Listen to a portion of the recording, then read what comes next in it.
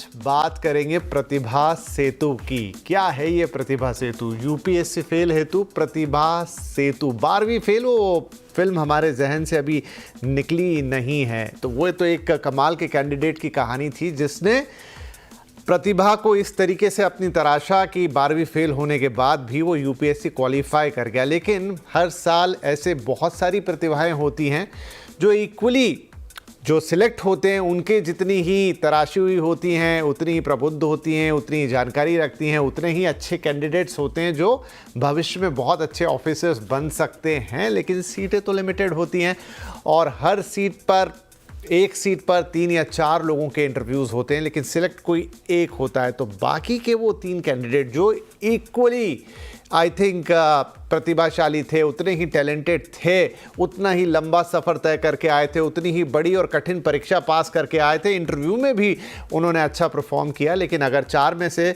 एक को ही चुनना है तो एक ही चुना जाएगा, बाकी के 3 तो बचेंगे। अब वो जो बाकी के 3 हैं उनका क्या? इसीलिए है ये प्रतिभा सेतु।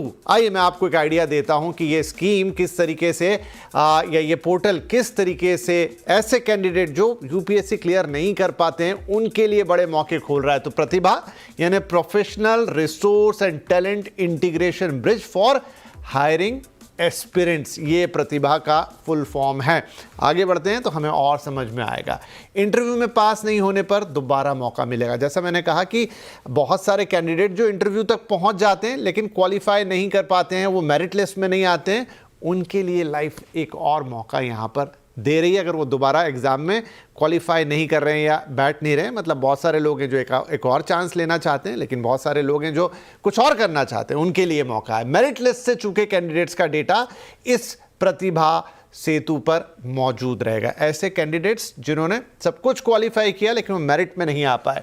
तो कैसे काम करेगा ये पोर्टल? तो डिजिटल टैलेंट बैंक की तरह होगा, यानी वो सारा डेटा इसके अंदर होगा।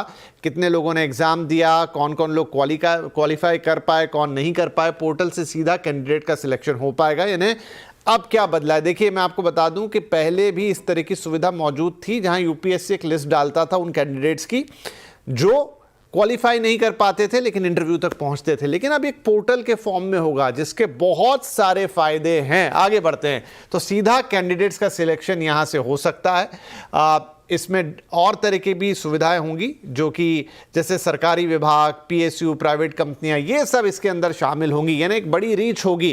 कोई भी जिसे किसी भी एक अच्छे कैंडिडेट की तलाश है, चाहे वो सरकारी विभाग हो, चाहे पीएसयू हो, चाहे कोई प्राइवेट कंपनी ही क्यों ना हो, यहाँ इस पोर्टल पे आकर सिलेक्शन कर सकती है।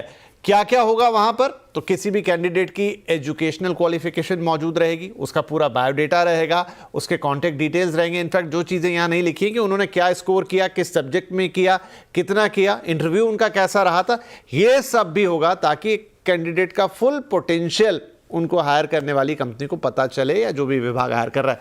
अब देखिए बड़ा इंपॉर्टेंट डेटा है, ध्यान से देखिएगा, आपको आइडिया लगेगा कि क्या होता है। मैं 2024 का ही नंबर पढ़ देता हूं, बाकी 21, 22, 23, 24 के नंबर भी आपके सामने हैं।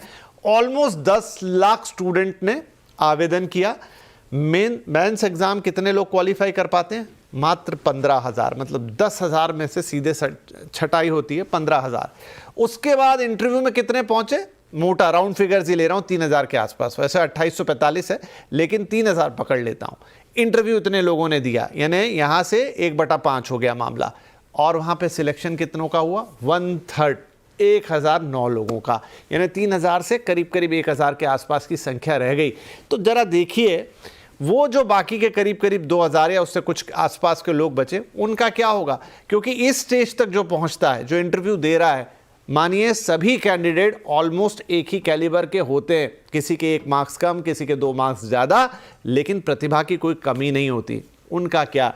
ऐसे ही लोगों के लिए ये प्रतिभा पोर्टल अब काम करने जा रहा है। तो